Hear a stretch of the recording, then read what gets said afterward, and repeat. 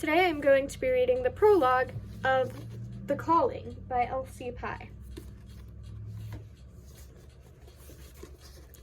The Calling by Elsie Pye.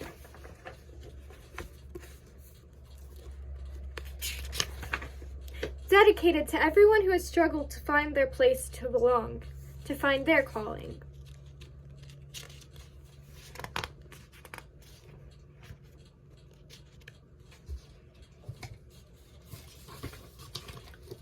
Has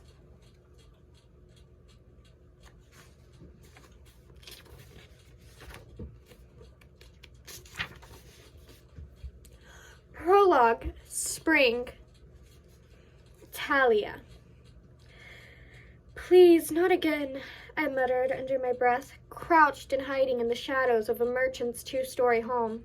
I glanced up at the sun, checking the time. I needed to hurry or I'd be late. And then Jules would never forgive me. I scanned the next line of hours to make sure the area was clear of villagers. The wind cut through my cloak. It was a welcome feeling as sweat trickled down my back. My cheeks were flushed. My pale face was most likely covered with red splotches. The taste of salt invaded my senses as I licked my cracked lips. I was so close to safety. I could see the archway in front of me. I would normally avoid cutting through another calling's quarters, but I was late, and this was the quickest way to the Penta. Plus, most of the merchants should already be in the Penta for the ceremony since it was mandatory, yet I could see blurry shapes of some still making their way toward the archway. I hoped they were far enough away that they wouldn't notice me. I couldn't afford to get stopped by irritable merchants who found their entertainment through bullying me. I peered around one of the homes and checked to see if it was clear before sprinting out from the safety of the shadows towards the next line of houses, which marked the end of the merchant's quarter. As my fingers touched the shaded house, I exhaled. Only a few more houses and I'd be safe inside. The boundaries of the Penta, the neutral zone, I could even make out the elevated platform in the center, built specifically for today's ceremony. One more sprint and I'd be there. I was about to push off the house, focusing on the archway leading into the Penta, when Jules stepped underneath the archway, waving her arms at me. I threw my weight forward and shot off the wall as fast as I could. "Towels, watch out!" Jules shrieked, but I was too slow to register her warning. Something hard hit the side of my leg, causing me to fall face first. I caught myself through a burning sensation, radiated through the palms of my hands and my knees. "Watch where you're going," a harsh, deep voice barked out. "It's not her fault you don't know how to steer," Jules hissed. She was already by my side, helping me back to my feet. "She's the one not paying attention," a young merchant sneered. He stood next to a wheeled cart full of supplies. I must have run in front of him and his friend as they were pushing it toward the archway. They were only a few years older than Jules and me. "Colum, relax, no harm was done," the friend next to him whispered, very obviously checking out Jules in her white ceremonial garments, which contrasted beautifully against her olive skin and her long, wavy chestnut hair. He attempted to give her a flirtatious wink that alone warranted an eye roll from me. "I don't care if there was no harm done. This delinquent should apologize for almost destroying our supplies," Colum grumbled. Jules stepped in front of me, clenching her fists. "What did you call her?" "Jules, it was my fault." I placed a hand on her shoulder so she wouldn't punch this guy in the face.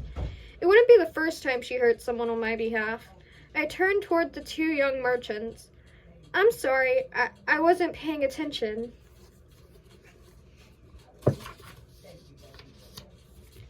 See, she apologized. Now we can go on our way. The friend gave Colin a pointed look before returning his eyes to Jules.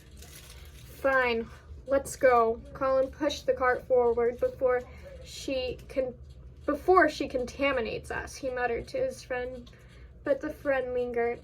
I hope to see you around, he said with a bow of his head toward Jules before following Callum. Jules was glaring daggers at the two young men, unfazed by the friend who'd been flirting with her. His flirting was harmless because it would never go anywhere. No one from his calling would ever allow him to pursue her. Before, people from different callings never mixed. I could have taken him, Jules stated, releasing her clenched fists. He was harmless. The friend was too concerned about making a good impression on you to let him do anything. What? Jules released her gaze to look at me. She never understood how her beauty and curves hypnotized the young men in Gasmere. I didn't envy her one bit. I would rather have them see me as less than dirt than an object of desire to be won. Never mind, I said with a shake of my head. Plus, if you fight every person who's treated me unfairly, you'd end up fighting the whole village, I said, giving her a slight nudge with my shoulder. You shouldn't let them speak to you like that. It will all change after my ceremony, I asserted, though it was more like a prayer. 1 second. Shh, Billy. You're not like them. Don't bark like them.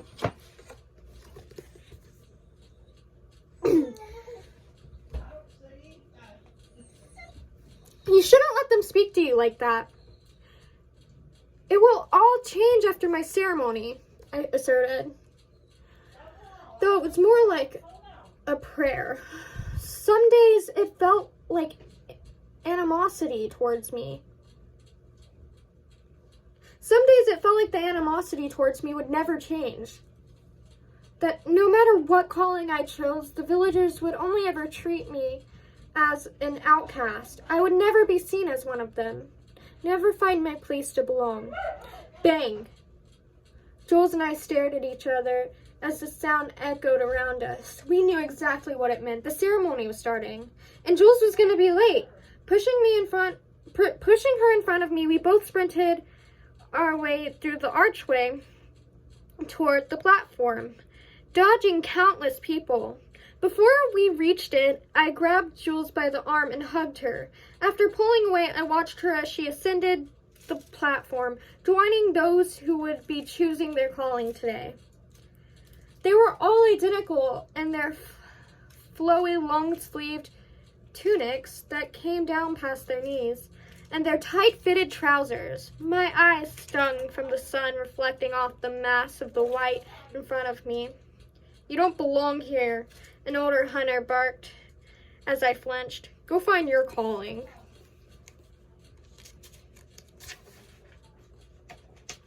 Before he could say or do more, I walked away from the platform. I didn't have a calling, not really anyway. My ceremony wouldn't happen until autumn. Each year there were 2 calling ceremonies, one in the spring and the other one in autumn. Those without one stayed under their parents' calling until they turned 18. With my unique situation, I had learned the ways of both the healers and the farmers. But since our house resided in the farmer's quarter, I went to stand among a sea of brown on the other side of the platform. The section designated to the farmers. To get there, I had to walk around the other 4 callings. The platform was in the middle, with the callings making a semicircle around it. I was only on the outskirts of the countless villagers in green, the hunter section, and was crossing behind the healers. Eyes still followed me as I tried my best to stay unseen. I focused on the ground in front of me. Their whispers still made it to my ears. "There she is," a woman sneered. "She better not be thinking about choosing us as her calling in autumn," another woman spoke out in a louder voice. Unable to stop myself, I gazed up to see two young women in blue staring at me with disgust. I recognized them.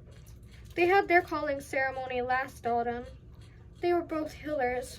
I looked back to the ground and quickened my step, leaving the healer section. It would do nothing to talk back to them. It would only encourage them to ridicule me more. I passed by the merchants and the artists section with no incident, making it to the crowd of farmers. It didn't take me long to spot my father in the crowd. There was a wide berth around me. "Talia!" he yelled, waving me over.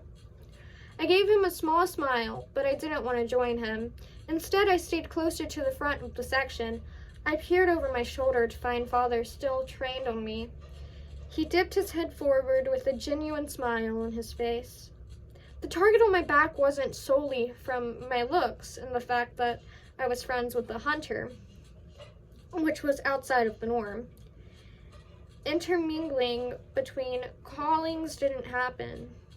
There had always been, and probably will always be, a great divide between the five.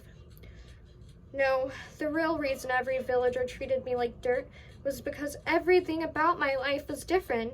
I reflected change, and that bothered the people of Gasmere. My appearance, not resembling either of my parents alone, raised many red flags for people. But the real issue came from my parents' calling.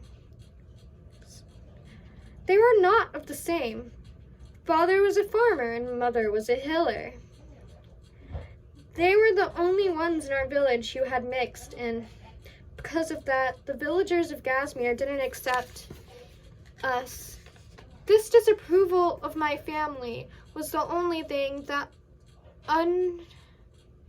unified all of the callings. My parents never seemed to be bothered, and bothered that others had shunned them. They were happy with their decisions to marry outside of their callings. They had known their lives would be more difficult because of it, but made the choice anyways. Yet I didn't get to decide as they had. I loved both my parents, but their decision made it impossible for me to find a place to belong, to become anything other than the village outcast. Today we celebrate those who are making the paramount decision of which calling they will belong to from this point forward. A loud voice boomed over the mass of people, silencing my thoughts. The speaker raised his hand, and the crowd cheered. He waited until everyone quieted down before he continued.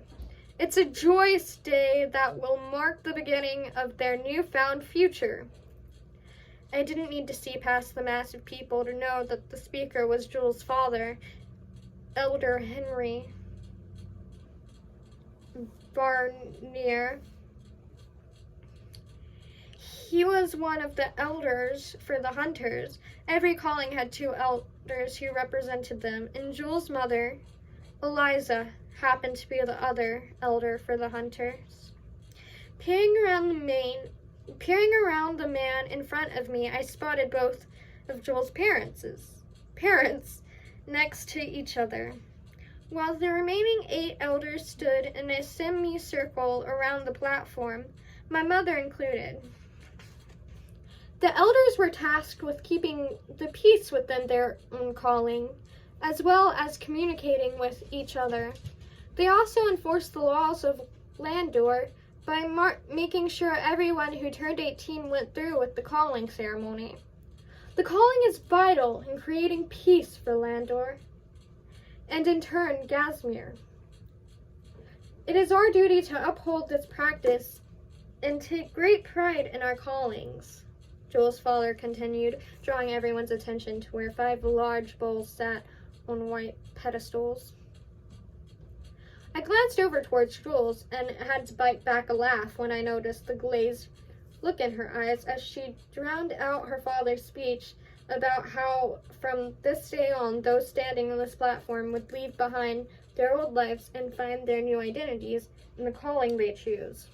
Jules' mother then invited each young person one by one to step up to a bowl and declare their calling. There were around 80 initiates standing there, and each bowl was filled with a different color of dye representing each calling. The first young man stepped up to the bowl. I knew him. His family was a part of the healers. His face was static, but I could see the gleam of pride in his eyes when he lifted his hand from the bowl, holding up his now blue-dyed fingertips, signifying his choice. The section of healers erupted in cheers. They clapped him on the back as he officially joined their ranks. A pang in my chest made it hard to breathe. Would I be received like that when I choose? The next person walked up and went through the same process, revealing gray-dyed fingertips for the merchants. I sighed as the next 3 all revealed green fingertips for the hunters. I had hoped to see at least one person show off yellow-dyed fingertips for the artists. It had been years since someone chose that calling, but the majority so far had picked the hunters. The hunter calling was the biggest in Gasmere, and also the wealthiest. They held the most power in our village, which meant Jules' parents were the 2 most powerful people in all of Gasmere. A gasp in the crowd brought my mind back to what was happening in front of me. A gangly-looking man was standing between 2 bowls, frozen. Elder Eliza was off to the side whispering something to him, probably trying to coax him to choose, but the commotion only grew as one of the king's guards advanced towards the stage. The king's guards only left the king's palace in Lycia on the days of the calling ceremonies. Their job at the ceremony was to ensure that every 18-year-old chose a calling. If someone failed to show up for the ceremony, which I had never seen before, or failed to choose a calling, the king's guard would step in. That person would then become the property of the king and would be taken to an unknown location.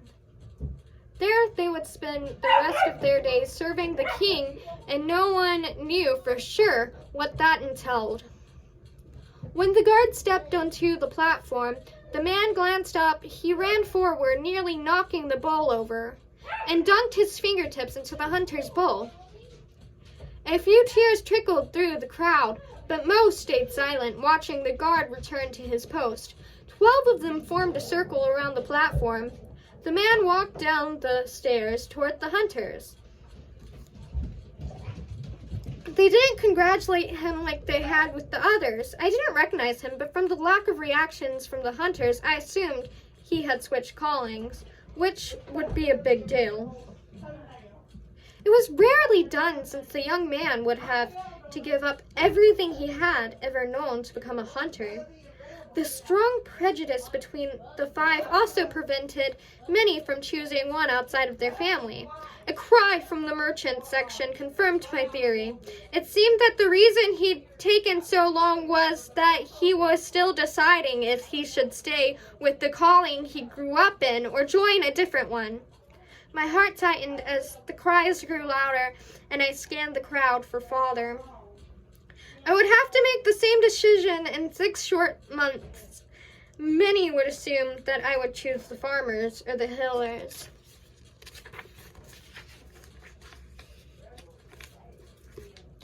But it wasn't that easy. 2 callings I had grown up in? The ones that should embrace me had never accepted me, and from the looks and cruel whispers from those of each, I doubted they would. Even if I chose them, the only reason I entertained the idea of choosing outside those two was because of Jules. She promised me that regardless of the animosity between the callings, I would be accepted by the hunters. The only problem was if I choose the hunters,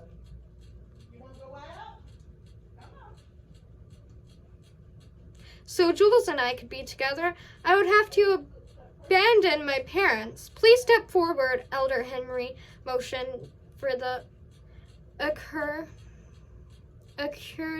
I silently prayed that it wouldn't be too hard for that young man to become accepted by the other hunters, although Jules has said that the hunters have a tough initiation for their calling.